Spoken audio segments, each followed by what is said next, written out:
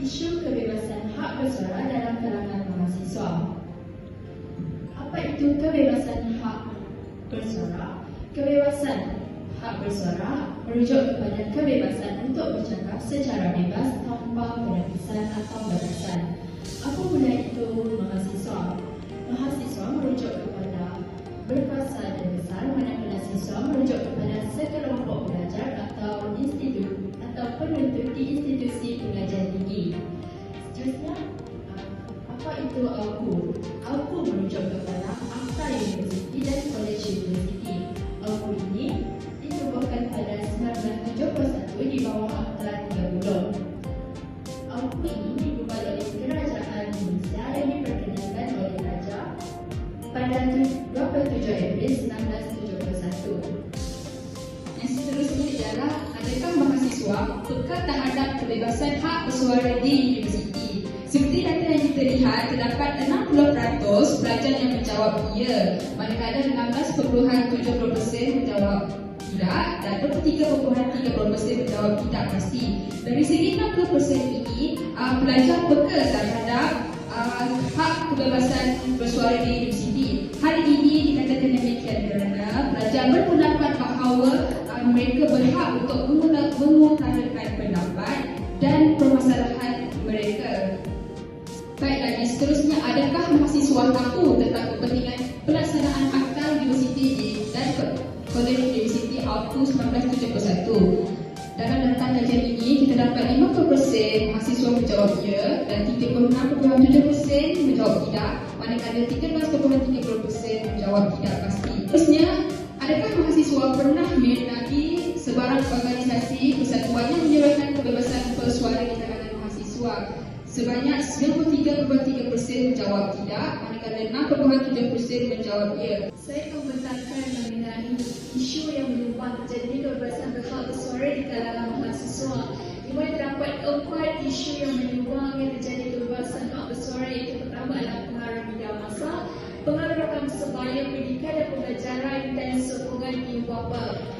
Beralih kepada data, kita akan melihat pengaruh media massa mencatatkan peningkatan tertinggi iaitu sebanyak 96.7%. Kemudian diikuti dengan pendidikan dan pembelajaran sebanyak 86.70% dan pengaruh rakan sebaya sebanyak 76.70% dan sokongan ibu bapa 43.30%. Kemudian kita akan beralih kepada faktor menyumbang hak kebebasan bersuara di kalangan mahasiswa. Terdapat 5 faktor penyumbangnya, antaranya itu kesedaran pendidikan, akses terhadap informasi, teknologi dan media sosial, kesedaran dan tanggungjawab dan organisasi dan wadah mahasiswa. Beralih kepada data yang telah disediakan. Kesedaran dalam pendidikan mencatatkan peningkatan tertinggi iaitu sebanyak 86.70%, diikuti dengan kesedaran dan tanggungjawab sebanyak 83.30% dan teknologi dan media sosial 76.70%.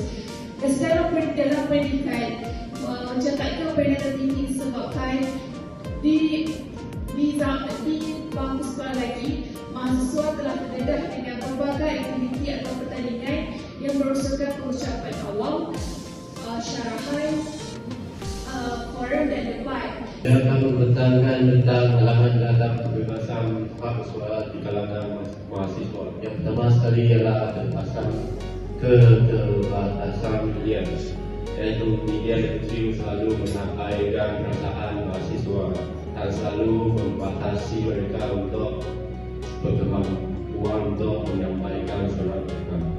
Yang kedua ialah stereotip dan stigma. Stereotip dan stigma ini akan merendahkan atau mengurangkan kepercayaan masyarakat terhadap suara-suara yang disampaikan oleh mahasiswa. Seterusnya saya akan cakap tentang statistik yang halaman tadi. Yang paling tinggi ialah pembatasan kebijakan institusi. Memang selalu kalau kita mau bersuara dan sesuatu selalu dibatas oleh institusi seperti di universiti. Pihak universiti selalu akan mengenalkan suatu tindakan disiplin terhadap mahasiswa permasalahan dari segi kebangsaan. Yang paling tinggi adalah kurangnya menggunakan pemikiran kritis dalam kalangan mahasiswa, yaitu 83%. Seterusnya saya akan bentangkan mengenai permasalahan dari segi konsep sejahtera. Di sini kita dapat melihat banyak permasalahan. Yang pertama adalah kebesaraan dan dominasi. Yang kedua ketidaksamaan dalam akses. Yang seterusnya pemerintahan dan sekatan, dan yang terakhir itu adalah manipulasi dan propaganda. So kita dapat lihat manipulasi dan propaganda ini paling tinggi dia beratus dalam permasalahan konsep sejahtera. Seterusnya permasalahan dari segi rukun negara. Permasalahan dari segi negara ini ada 4. Yang pertama adalah konflik etnik dan agama. Seterusnya diskriminasi dan marginalisasi. Seterusnya adalah sikap tidak bertoleransi, dan yang terakhir itu penghargaan terhadap perspektif yang lain. Seterusnya penyelesaian terhadap pembebasan hak bersuara. Pertama sekali meningkatkan kesedaran dan pendidikan. Sebanyak 73.3% pelajar setuju meningkatkan kesedaran dan pendidikan adalah salah satu penyelesaian terhadap pembebasan hak bersuara. Kedua, mendorong dialog terbuka antara pihak atasan dengan mahasiswa sebanyak 63.3%. Seterusnya membangun organisasi mahasiswa yang aktif. Pelajar sebenarnya lebih memilih cara ini untuk menyelesaikan terhadap hak pembebasan bersuara, yaitu sebanyak 90%. Seterusnya kesan terhadap kebebasan hak bersuara. Pertama sekali sebanyak 63.30% pelajar bersetuju bahawa pembelajaran dan pertumbuhan adalah kesan terhadap kebebasan hak bersuara. Seterusnya sebanyak 80% pelajar juga setuju bahawa pemikiran kritis mahasiswa adalah kesan terhadap kebebasan hak bersuara. Seterusnya pengaruh sosial sebanyak 56.70%. Dan seterusnya kesedaran dan tanggung jawab mahasiswa 80% juga. Dan lain sekali ialah kebebasan berorganisasi sebanyak 40%. Seterusnya saya akan mengenangkan isu kebebasan hak bersuara yang diketahui oleh mahasiswa.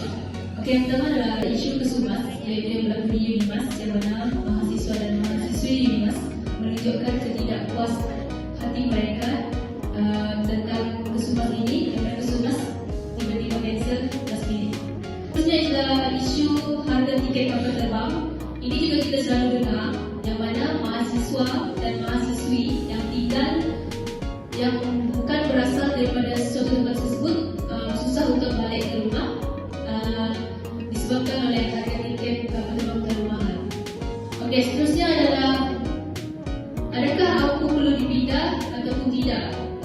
Secara keseluruhannya, mahasiswa dan mahasiswi memilih untuk memindah AUKU tersebut kerana mereka berpendapat bahawa AUKU ini dia dapat membantu mahasiswa dalam memperjuangkan hak mereka.